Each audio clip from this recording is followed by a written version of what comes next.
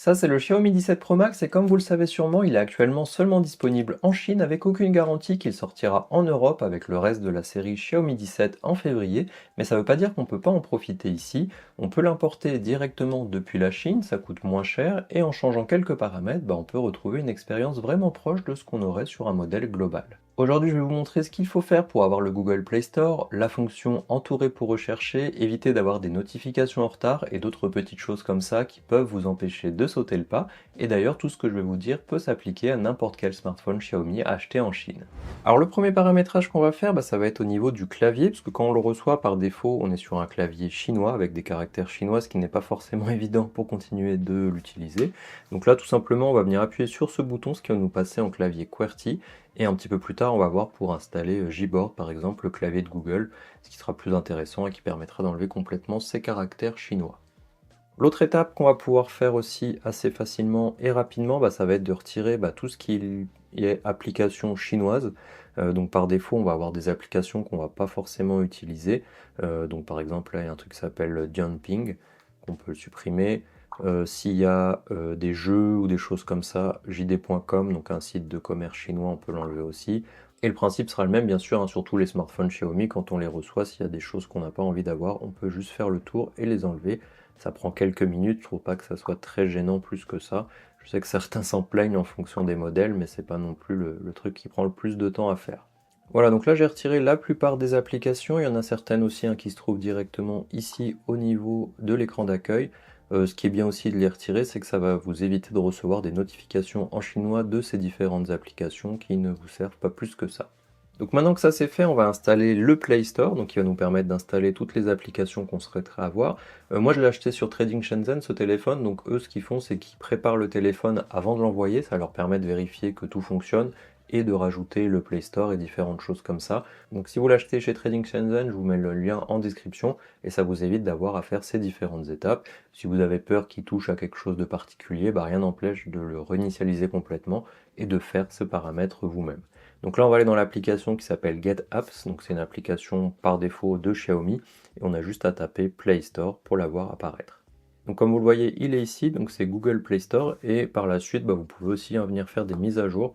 Donc une fois installé, c'est pas juste quelque chose qui est installé comme ça et qu'on ne peut pas vraiment utiliser, c'est vraiment un outil qui va être maintenu, qui sera mis à jour comme n'importe quel smartphone finalement. Donc si on l'ouvre maintenant, moi je suis déjà connecté, bien entendu la première fois il faut connecter son compte et de là on pourra aller chercher n'importe quelle application. J'ai pas rencontré de soucis particuliers avec une application qui voudrait pas s'installer, mais bien sûr il faut aller vérifier au cas par cas. Une fois que ça c'est fait, ou même juste avant, on peut aller dans l'option paramètres additional settings qui est juste ici, account and sync, et ici on a ce qui s'appelle Basic Google Services, donc les services Google basiques. Je vous montrerai après comment faire pour le passer en français si besoin. Et donc ici on va venir cocher cette case si c'est pas déjà fait pour avoir tout ce qui est service de base, ce qui pourra servir sur Google Maps, sur Gmail, ce genre de choses. Donc vaut mieux l'activer dans tous les cas.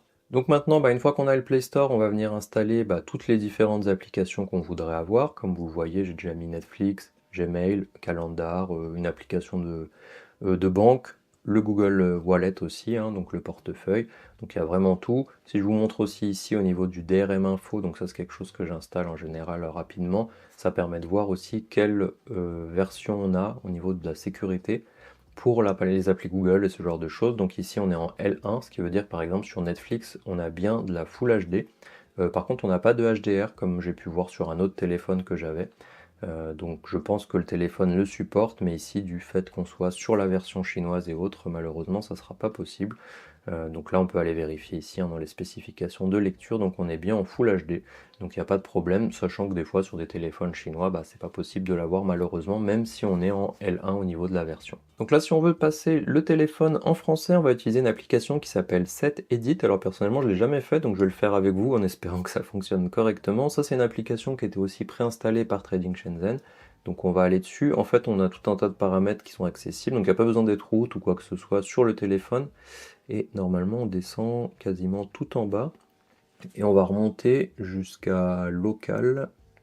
Voilà, donc c'est juste ici, comme vous voyez, écrit système local, pour l'instant c'est ENUS. Donc là on va venir modifier, on accepte, comme quoi on peut modifier ce paramètre là, je reclique dessus, Et donc là, on va venir le mettre en FR, tout simplement pour avoir le français. Et après, je repasserai aussi mon clavier avec Google Gboard. Donc là, je sauvegarde. Voilà, donc là, j'ai fait la modification. Et maintenant, on n'a plus qu'à redémarrer le téléphone pour que ça prenne effet. C'est censé rester après le reboot aussi. On redémarre. Et on va espérer, bien sûr, que ça fonctionne comme prévu pour que je puisse vous le montrer. Voilà, donc le téléphone a redémarré. Donc là, je vois qu'il y a déjà quelques notifications qui sont maintenant en français qui n'étaient pas précédemment. Si je vais par exemple sur le Play Store, il me semble que ça devrait maintenant être en français, ce qui n'était pas le cas jusqu'à présent. Donc là, effectivement, bah maintenant les menus sont en français, hein, ce qui n'était pas le cas. Si je vais sur l'application Notes, on voit que dans les paramètres, maintenant ça aussi c'est en français. Donc je pense pas que tout soit passé en français, mais ça permet d'avoir quelques endroits qui le sont. Par exemple ici, on voit que les menus ne le sont pas. Donc c'est pas non plus une solution complètement parfaite, mais ça permet quand même d'avoir au moins certaines applications qui maintenant le sont. Comme vous le voyez dans l'application photo, ici maintenant aussi les différents menus sont passés en français. Si je vais dans les paramètres aussi, donc il y a quand même des options qui sont passées en français, d'autres pas. Alors je ne sais pas exactement qu'est-ce qui passe dans la bonne langue ou pas. On voit que les paramètres de base ne le sont pas, mais dans certaines applis, même Xiaomi, on voit que c'est bien passé en français, donc à voir si ça peut être intéressant pour vous ou pas. Alors un point ensuite qui peut être un petit peu embêtant sur ce type de téléphone, c'est les notifications qui arrivent en retard, tout simplement parce que le téléphone est optimisé pour le marché chinois et les applications chinoises. Donc tout ce qui est messagerie qui n'est pas utilisé là-bas, comme WhatsApp, Messenger, Snapchat, etc. Peut-être Snapchat là, je ne sais pas, mais là-bas ils utilisent peut-être plutôt WeChat ou des choses comme ça. Et par défaut, le téléphone va venir couper ces applications pour libérer de la mémoire et ce genre de choses. Donc ici, ce qu'on peut faire, par exemple, si on prend l'exemple de Ring, mon système de caméra, et où j'aimerais recevoir des notifications très rapidement si quelqu'un est détecté, on va appuyer dessus, on va sur le petit i. Ici, on va aller vérifier qu'il a toutes les permissions nécessaires. Donc là, ça va vérifier, il ne faut pas forcément donner toutes les permissions non plus, mais on va vérifier que surtout dans la partie pop-up, show on lock screen, donc affiché sur l'écran de verrouillage, etc., que tout ça soit accepté. Donc on a juste à cliquer dessus et mettre sur Always Allow, donc toujours autorisé. Si on revient en arrière, on a la partie notification, donc là aussi on va vérifier que tout est coché, ou en tout cas tout ce qu'on veut recevoir.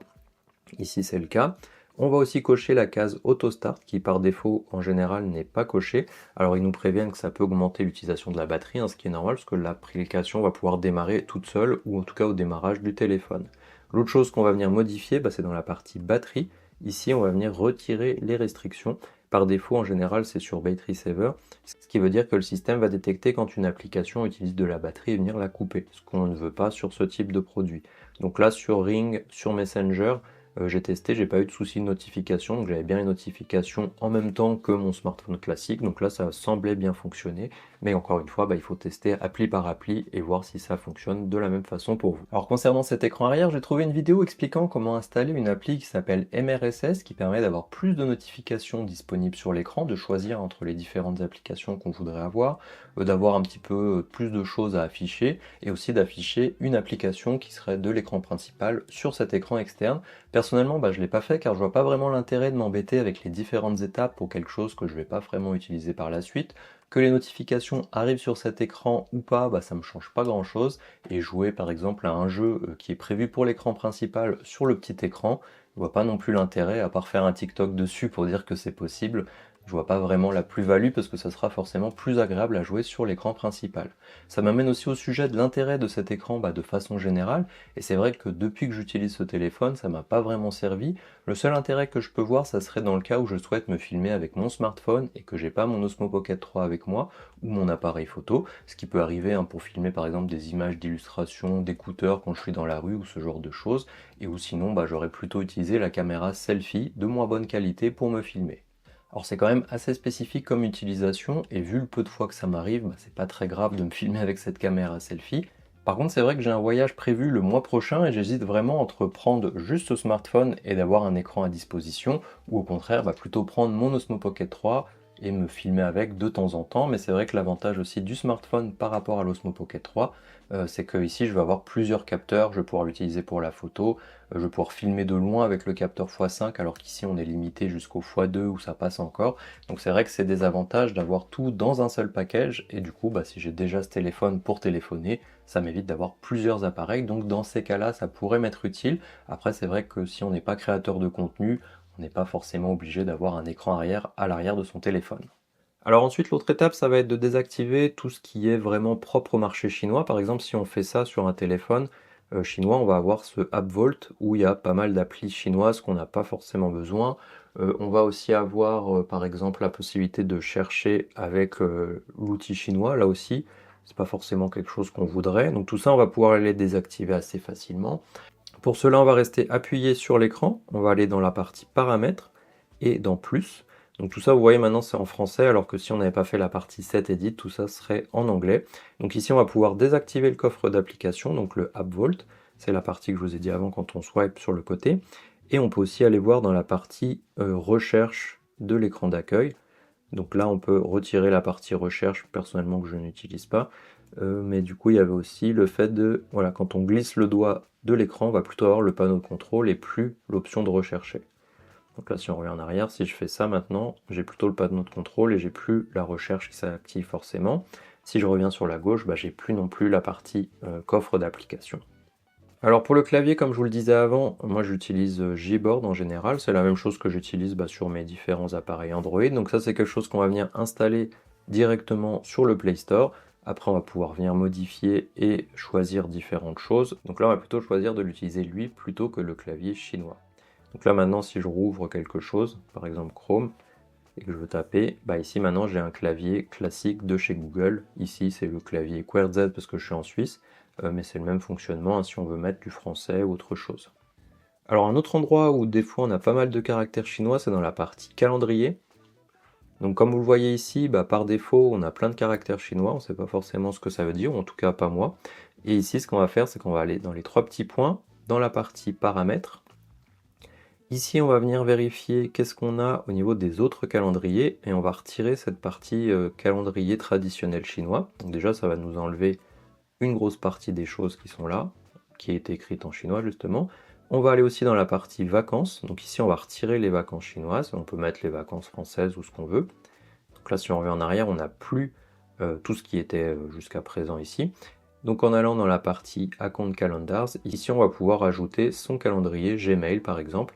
Et quand on revient ici, on l'aura bien présent et on aura surtout les notifications directement depuis le calendrier. Donc ça, il faut juste rajouter Calendar ou Gmail ou quelque chose comme ça qui vont contenir tous ces rendez-vous. Alors ensuite, si on aime tout ce qui est fonction Google, par défaut, on ne va pas avoir Google Gemini. On n'aura pas la fonction entourée pour rechercher. Si je fais ça par exemple, je vais avoir une application Xiaomi, donc l'intelligence artificielle Xiaomi, qui va faire la même chose, mais qui du coup ne me sert pas plus que ça. Et même principe, si je reste appuyé sur le bouton ici, on a le Google Gemini chinois qui s'active, mais qui ne me sert à rien du tout.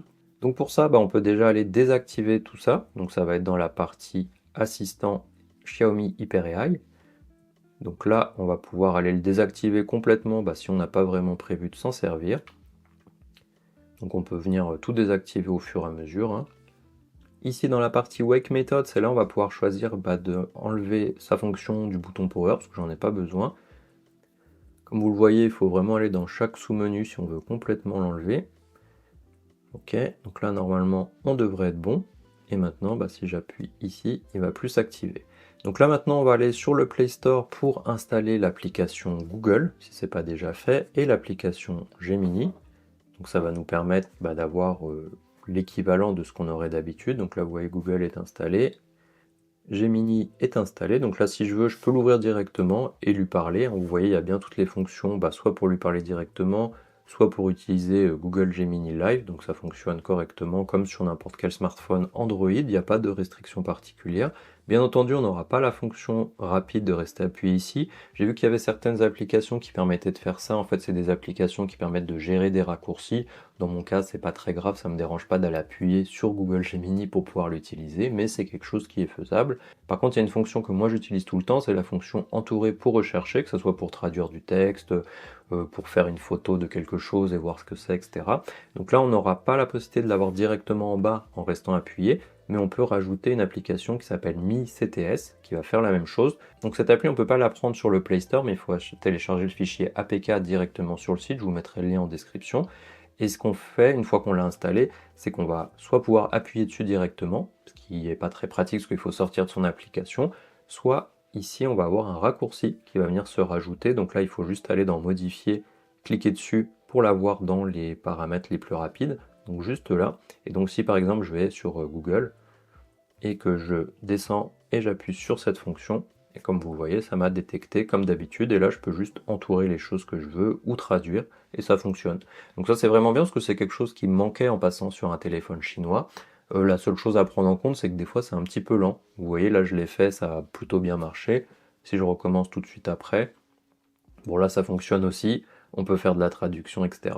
Mais je sais que ouais, il y a certaines fois où c'était un petit peu lent, je sais pas pourquoi. Alors peut-être c'est parce que j'avais coupé Google Gemini ou Google derrière. La seule chose à prendre en compte du coup, bah, c'est peut-être d'aller voir sur l'application Google ou l'application Gemini comme on l'a vu avant, pour pas qu'elle ait de restrictions et qu'elle soit coupée en tâche de fond. Donc du coup, si on fait un peu le tour des différentes applications que j'ai ici, comme vous voyez, bah, j'ai un petit peu de tout. Il y a Gmail, Wallet, j'ai pu rajouter ma carte bleue aussi. Donc là, j'ai une carte Boursorama. Donc ça a fonctionné, hein. J'ai pas eu de restrictions particulières de ma banque qui me disait que j'avais pas un téléphone approuvé ou un téléphone qui n'est pas européen. Boursorama, même principe, j'ai pu connecter mon compte dessus. Bon, je vais pas vous montrer ça, mais voilà. Netflix est là. Google Traduction aussi. Je sais que dans le passé, j'avais eu des soucis où certains téléphones n'acceptaient pas de pouvoir, par exemple, utiliser la partie traduction avec l'appareil photo du fait qu'il manquait des services Google. Ici, ça fonctionne, hein, comme vous le voyez, il a bien accès à l'appareil photo, il peut faire des traductions. Donc là aussi, c'est des améliorations par rapport à ce qu'on avait dans le passé. J'ai pu installer différents jeux vidéo, différents Google Photos, comme vous le voyez ici. Donc j'ai pu aussi faire des sauvegardes de mes photos dans Google Photos. Donc tout ça fonctionne vraiment bien, j'ai pas de soucis particuliers comme vous pouvez le voir. Et même pour pousser le truc un petit peu plus loin, donc je peux pas vous montrer tout, mais j'ai installé des applications de mon travail. Parce que pour mon travail, tout fonctionne sur Microsoft. J'ai pu rajouter mon téléphone chinois dans l'appli d'entreprise. Et de là, bah, j'ai pu récupérer mes emails d'entreprise, Teams d'entreprise, etc. Et il n'y a pas d'erreur ou quoi que ce soit. Donc même ça, alors que ça vient installer un profil de sécurité, bah, comme vous le voyez, ça fonctionne aussi. Donc pourtant, je pensais pas que ça allait marcher parce que je me suis dit que peut-être le système allait détecter que c'était pas forcément un smartphone habituel. Mais là aussi, ça a fonctionné. Donc même pour mon travail, je peux utiliser mon Xiaomi 17 Pro Max chinois pour recevoir mes emails, mes Teams et ce genre de choses. Donc encore un truc qu'on voudrait voir peut-être, c'est est-ce qu'on a bien les bandes 4G, 5G ou voir qu'est-ce qui pourrait manquer. Donc là je suis sur le site Trading Shenzhen, sur la page du Xiaomi 17 Pro Max, le principe sera le même sur n'importe quel smartphone qu'ils vendent, et on va dans la partie Compatibility Check. Ici on peut choisir son pays, donc là je vais prendre la France, et on peut choisir l'opérateur qu'on est en train d'utiliser. Donc là si je prends Orange par exemple, bah, on voit qu'on a bien toutes les bandes 4G et 5G sur ce smartphone, ce qui veut dire qu'on n'aura aucun souci pour capter ou quoi que ce soit. On voit aussi le niveau Wideband, donc ça c'est la partie pour Netflix par exemple, pour bien avoir de la Full HD. Safety Check, Google Pay, pardon, donc ça aussi ça fonctionne. Le streaming, pas de problème. Et par contre, la seule chose qu'on n'aura pas, c'est Android Auto, effectivement, ça fonctionnera pas. Dans mon cas, je l'utilise pas, mais je sais que si quelqu'un l'utilise, bah forcément, c'est un petit peu dommage de devoir changer ses habitudes pour avoir un smartphone de la sorte. Donc après, on peut changer aussi les différents opérateurs, hein, vérifier s'ils n'ont pas des bandes de fréquences différentes. Ici, normalement, il n'y a pas de souci particulier. À partir du moment où ils ont toutes les bandes d'un opérateur, en général, c'est le même cas pour les autres aussi. Donc ici, pas de problème au niveau des bandes 4G, 5G. Et bien entendu, je vous mets le lien Trading Shenzhen en description, hein, c'est là où moi je l'ai acheté. Alors comme vous l'avez vu, en effectuant ces différentes modifications, on se retrouve avec un smartphone complètement utilisable en Europe. Bien entendu, pour être sûr à 100%, bah, il faudrait faire le test avec toutes les applications que vous utilisez pour voir s'il n'y a pas des exceptions. Est-ce que les notifications arrivent bien en temps et en heure? Vous pouvez sans doute trouver l'info sur des forums si c'est une application qui a déjà été utilisée par quelqu'un qui a ce smartphone. Et comme pour le moment, il n'y a pas de confirmation que ce Xiaomi 17 Pro Max arrivera en Europe, c'est quand même une solution pour l'avoir sans attendre plus longtemps. Si vous avez encore des questions ou d'autres paramètres auxquels j'ai pas pensé, laissez-les moi en commentaire. Je vous remets aussi ma vidéo plus complète sur ce smartphone et on se voit dans la prochaine vidéo.